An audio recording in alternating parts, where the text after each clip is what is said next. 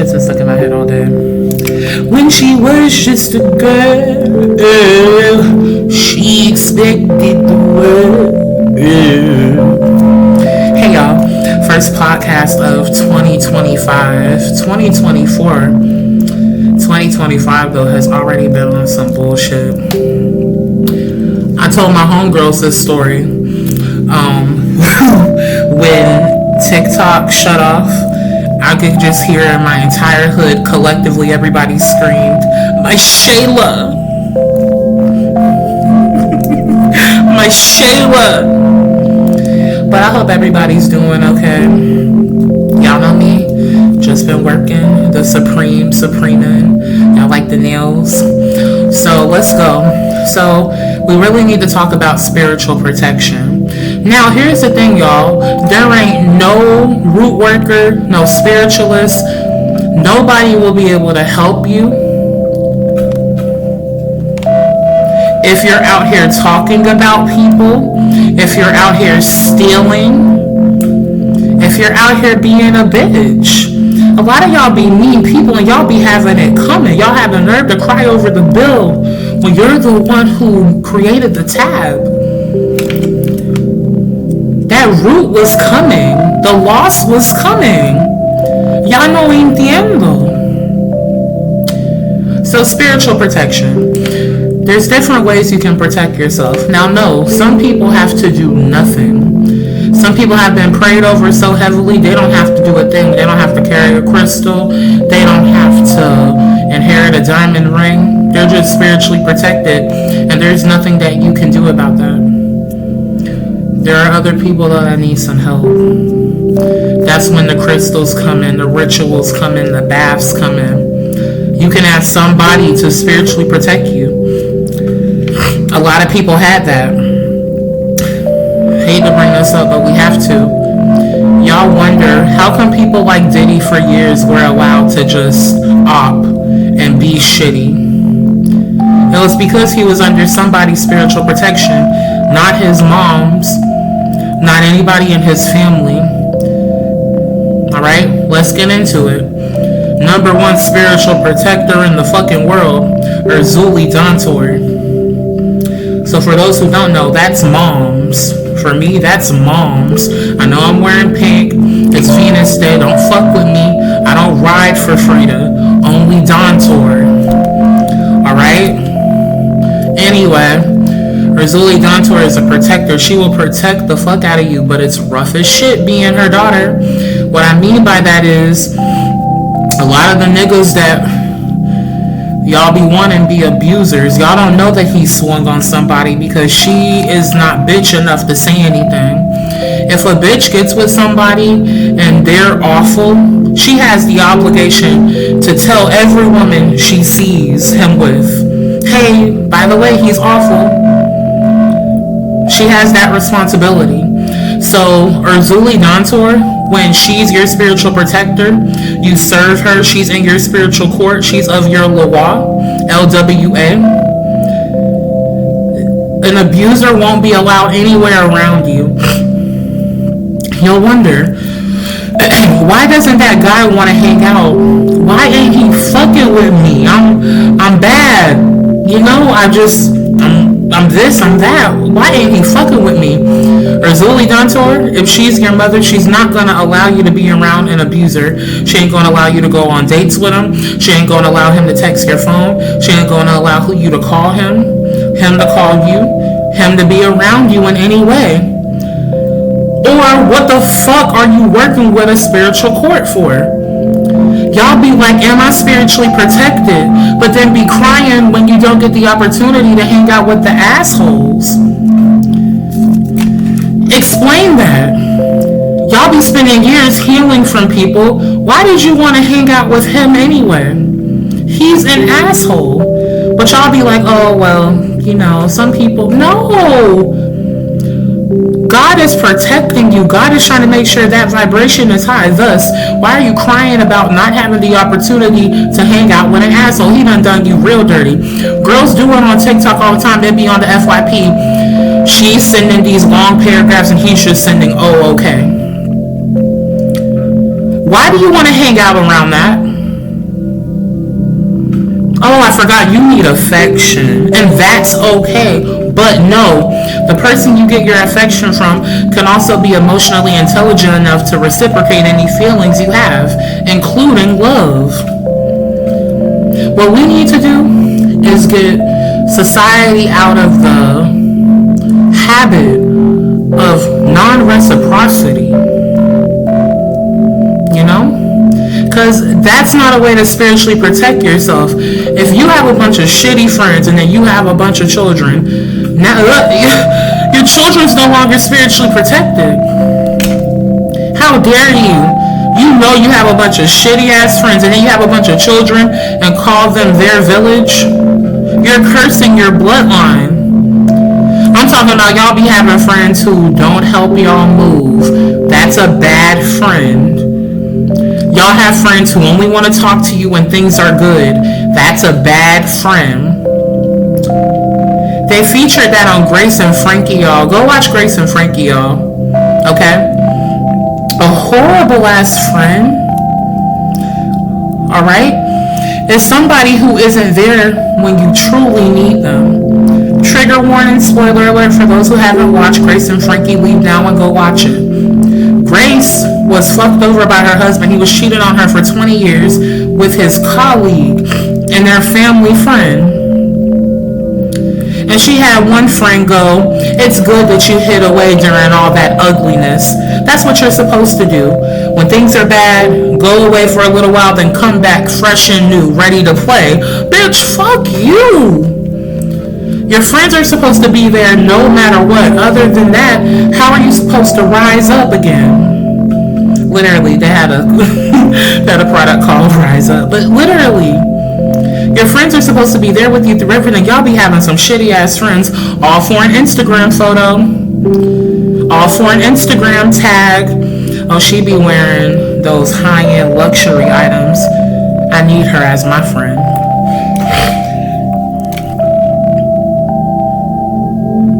I'm judging you. Maybe I should call this podcast out. I'm judging you. Y'all need good friends, y'all, to spiritually protect yourself. Is anybody protecting their name? Another indicator of a horrible friend. Are they friends with anybody who has hurt you emotionally?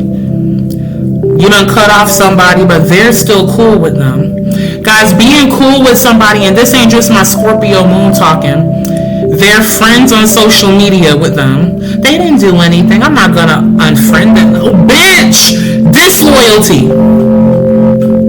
That's disloyal as fuck. I done cut somebody off. You know somebody done me real wrong. And you're social media friends with them just for number purposes or whatever. No, they're op-ass purposes. I've had so many ops in my life, y'all. I know how to indicate an op. I know how to spot an op from a mile away. But you need experiences with those ops to know. Disloyal ass shit, y'all, is disloyal ass shit. You know what else is disloyal? And people don't realize it?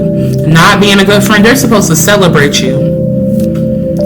They're supposed to celebrate you and show you off. So a lot of y'all be side bitches to these friends. You're the side friend. You're the side character. Bitch, fuck you. But you know how you manifest that dynamic? You always being the side friend. You're the family buffer. Your parents would not be married if you weren't there. Your parents have you around because you made your parents comfortable around one another. That's how you become the side friend. That's how you manifest side bitch energy. Where are you the buffer? Oh, we need this one person there so it won't be awkward. Are you a buffer? Jimmy Buffett? Y'all know I can't go a whole podcast without mentioning my man Elder Barge. Shout out to you, Elder Barge. I love you, Elder Barge. I hope you're doing well, Elder Barge. I know you're doing well, Elder Barge. I say I hope he's doing well because, guys, that's a Gemini. That's a Gemini. Anyone who has ever dealt with a Gemini nigga, you deserve compensation. I have a structured settlement and I need cash now. You know, because Geminis be hiding shit from you. That's bae though. There's no finer nigga. Find me one. Jello's really fucking fine. I'm a swerve in the corner. Whoa, whoa. He's fine as shit. But there's no one finer than L. You know, Christopher Williams used to be fine when he let The Rock rot out all his teeth. And then I'll Be Sure was never fine. That was voodoo being done on y'all. When I'll Be Sure came out, I can tell you how I feel. You gotta do the bounce with the song. About you, that nigga with the uni. What was fine about that? We gotta talk about that though. Light-skinned niggas. That competition in the early 90s. There was El DeBarge, Christopher Williams. Was Kenny Lattimore out then? I'm never too busy. Never too busy for you, babe. He's living under a root, y'all. That young ass Faith Jenkins, she did that little Uchiwala, that love voodoo on him. Got that sperm. Manifested a whole marriage and a baby. He's an old nigga.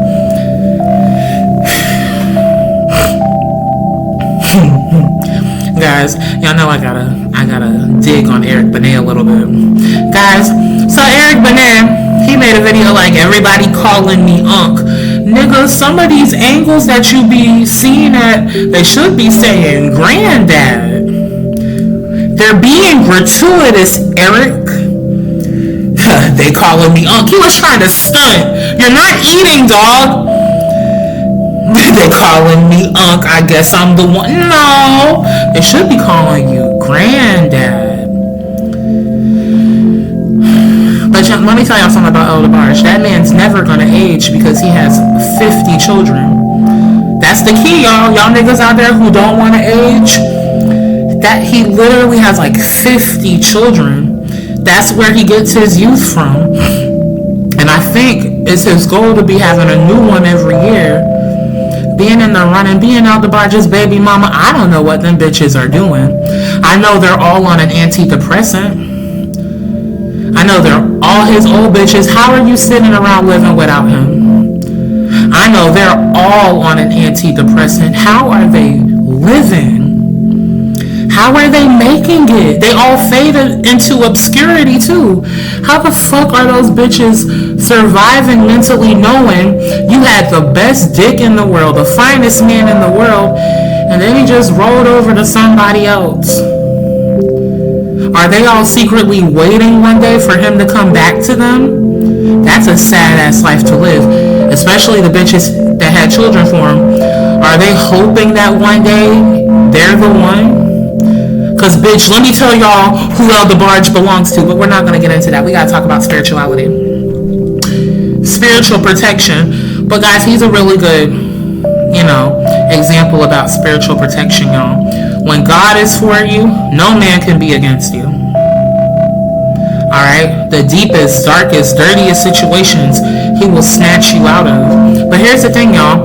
When it comes to spiritual protection, you have to believe in what's protecting you. So if me, De'Ara, the root worker, I tell you, hey, go out and get yourself a little raw black tourmaline, put it in that left pocket, you're going to be like, okay. But if you don't believe in crystals, it's ineffective. So evaluate what you believe to protect you. There are rituals. There are crystals. There is root work. There's Reiki. There's so many modalities of healing that can protect you. Now the bitch who's protecting you, right? If you're hiring somebody to do rituals for you, if you're hiring someone this and that, make sure they're fucking protected. Y'all have seen De'Ara on the streets, literally watching me do lives on the streets. Y'all have seen me in the dark corners, places you shouldn't be alone. Okay? Make sure the person doing shit for you, advising you, is a living example of what you're trying to embody. I'm a living embodiment of richness and protection, of wealth. I got an indoor pool, an outdoor pool. I got an indoor basketball court and an outdoor basketball court. Y'all, I'm so fucking disgusted. I'm not fucking with Miss Pat no more. Guys, when I tell y'all, I'm so fucking disgusted. I'm so fucking disgusted with her. And when I'm a loyal supporter, I know her show in and out. Like, I can say lines, whole monologues from her show. I supported you, Miss Pat. So, y'all know what Elon Musk did at the inauguration. Tried to hit that soldier boy with his heart.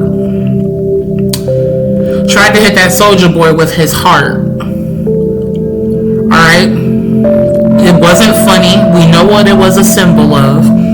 So, Miss Pat has a white man on the show, Chris Spangeling, and he literally sat there in front of them, Miss Pat, who has a strong Georgia accent, and Dion Corey, who looks like he lives in his mom's basement, talking about it was just a twitch. You know, Elon has some problems. Y'all are overreacting. So I was like, okay, Scorpio year. I'm a Scorpio sun, Scorpio moon. I'm gonna give her a chance. Don't unfollow her. Don't put her on blast. Because next week on her podcast, she does a podcast every week, he could not be there. She could really stand on business. She left her abusive baby daddy. She's been with a good husband. She's built a strong career. She could be someone who actually stands on business here. When I tell you that white man is sitting right there in that podcast with her, smiling in her face, and she looks so fucking stupid and dumb because he talks over her. Miss Pat will be making a point and he'll talk over her because, of course, Chris has a better vernacular. He's more easy to understand, so his point is more important, right, Miss Pat? I thought she stood on business. Miss Pat, you might as well go back to your abusive ass pedophile baby daddy while we're at it. You're sitting in the eyes of a racist. You're sitting in front of a racist. Last week, he gave racist energy. He completely played in your face. But Miss Pat, sometimes you gotta be around different people, to gain a different perspective and learn. And fuck that shit. Stand on business. How about us black women who have built businesses? Let's not play in the faces of racists. Let's not sit in the faces of racists, guys. No more of that shit. Guys, I had to do that shit a large part of my life, y'all. Oh, let's get into this, y'all. I had to do that shit for a long time, y'all. Not really me doing it. When I was in 3rd grade, y'all, I was a little girl. My mother made the auspicious decision. She was like, you know what? I want both of my kids to go to a white school. It was a charter school on the beach, full of rich people, y'all, when the world was rich. This was 2002. All right, so we go to this rich, beautiful school, y'all, but guess what? At the time, my little sister was too young to go. It was just me. I was one of 5 black people in a population of 400 students, y'all. So all those years, me receiving compliments about how well I spoke, they were saying, wow, you speak well for a nigger. All those years, I knew it. All those years, guys, funny shit, y'all. One time, it was the 3rd grade. Every year they had a holiday show. So they were like, De'Ara, Kwanzaa's an African holiday. You're African. Don't you celebrate Kwanzaa? And I'm like, I don't celebrate Kwanzaa, y'all. I do. So I told the music teacher that to warm the candles, we do this dance. When I tell you we had the whole 3rd through 6th grade. Ooh, Zawadi. That's what you get for being a racist. You looked at me and you assumed that I celebrate fucking Kwanzaa. Ooh, Kwanzaa. Guys, I know some white person out there has that video, y'all. Guys, they made me wear a dashiki to the 3rd grade holiday show as their African representation. That's why I hold the fuck out of them. All racist, y'all.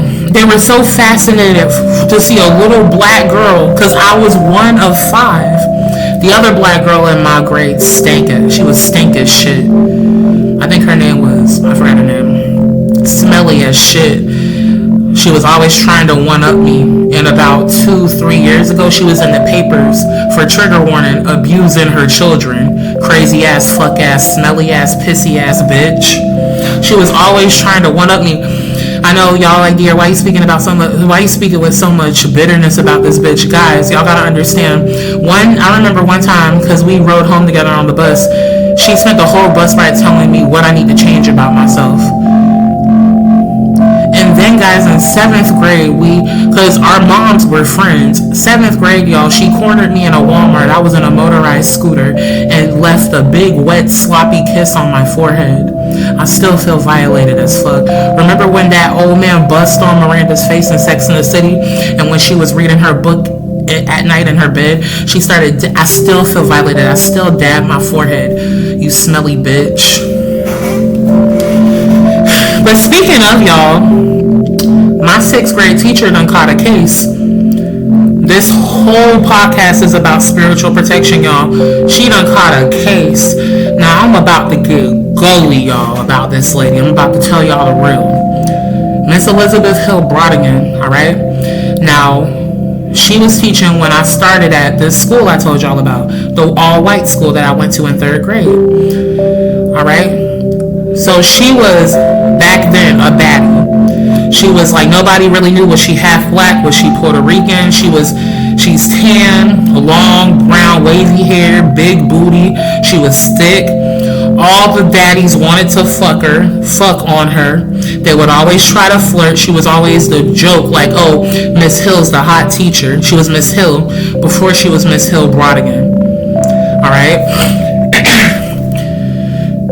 But also, a lot of the school moms, they didn't like how this and that, and how would we indicate, right? You're like, dear, how could you tell that, right? Chisme, gossip. Okay? Also, the school would frequently have these events where all the families would see one another. The moms wouldn't really be fucking with her like that. But they would be with the other teachers, It was a lot of jealousy because she was young and beautiful. And she was accomplishing. She was getting her master's, getting her PhD. She was doing her thing. So everyone always hated on her, y'all. That's why you gotta have a spiritual protection, hygiene ritual to keep yourself clear. All that energy piled up on her. Alright? And allegedly, this was about a week or two ago, she was caught up. She was arrested for having underage parties that included alcohol and marijuana in her homes. Now, allegedly, these parties went on once a month. Allegedly, they were hosted by her son. Alright? Now, guys, again, once a month, y'all, and she's just getting caught now. Where's your spiritual protection? There was a leak in her fucking spiritual protection. Because she's been doing this allegedly for a while, but her as a teacher at the elementary school I went to, she was always being hated on. And then her wedding was a school-wide event. She invited her whole class. She had her wedding in 2006. So much hateration there. She looked beautiful. But so much hateration. When I tell you them bitches were hating, But there could also have been a lingering curse on this lady. You can't fuck with a Scorpio's memory, okay? I'm going to give you just a quick synopsis on how she met her husband and how they got engaged, this and that. Her and David Brodigan dated for 7 years, I think, before he popped the question. And the nigga, they were in Italy. She was taking a shower. He put the ring, I think, on the back of the toilet, a shitty-ass toilet in Italy, to propose. Just a low-maintenance, lazy nigga. Can't fuck with my memory. She had her wedding story posted online that was linked to her registry. Guys, we're talking about shit that happened in 2006. You cannot fuck with my memory. Anyway, he was a lazy man. Low spiritual protection. Why did it take 7 years for him to propose? She had her shit together. Just a shitty ass situation. But I will always give kudos to her because it was Mrs. Hill Brodigan that introduced me to the buffalo chicken tender sub. On the first day of 6th grade, it was a tradition for her to eat with her students, and she brought a buffalo chicken tender sub with blue cheese. When I tell you that bitch is the best, go to Publix and get you one. Anyway, this podcast was about spiritual protection. I hope you enjoyed it. I'll see you next time.